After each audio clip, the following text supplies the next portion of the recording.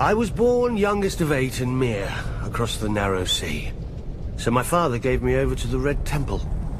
In their wisdom, they decided to make me a priest instead of a warrior or a temple prostitute like other children.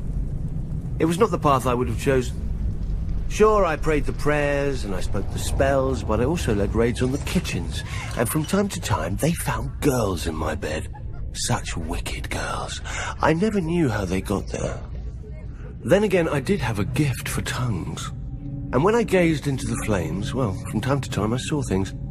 Even so, I was more bother than I was worth. When the High Priest foresaw Robert's ascension, he sent me to turn the Storm Lord to the Lord of Light. When Robert seized his crown, we'd take all of Westeros from the Seven in a single stroke. Perhaps they thought Robert would listen to a kindred spirit, or perhaps celibacy had addled the High Priest's brain. I didn't know, and didn't care. I was free. I did my duty as I saw it, drinking and whoring and waving my sword around. The only gods Robert cared about anyway. Years passed, Robert became king, I became a joke, we both became fat. I even won some glory in Greyjoy's rebellion, first through the breach and all that. It's amazing what boldness a full bladder can inspire. But Robert had stopped listening to my sermons a long time ago, even if I'd still bothered to give them. Then came Robert's death, and the war. I'm not speaking of those brats squabbling over the world's pointiest chair. Powers long asleep are waking and moving through the land. I've seen them in my flames. Shit, I've seen them with my own 2 eyes. The Lord of Light is real. And if he's real, then all of it is real. Man once again faces the war for the dawn, which has been waged since time began. On one side is the Lord of Light, the heart of fire, the god of flame and shadow. Against him stands the great other, whose name may not be spoken.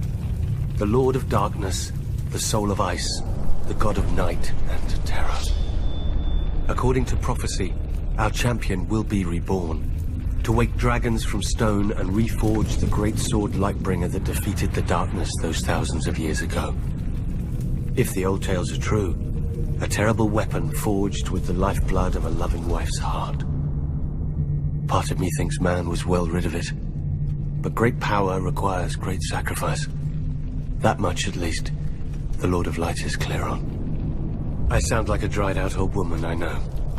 But as our former hand liked to say, winter is coming. When the cold winds rise, all men, no matter their faith or lack of it, huddle beside my night fires. And I pray the prayers, and speak the spells, and beseech the Lord of Light to bring back the dawn. So far, so good. But reprobate as I am, I can't help but wonder what will happen if, one day, our Lord does not answer. Imagine a night that goes on forever, so dark and full of terrors. I think I need another drink.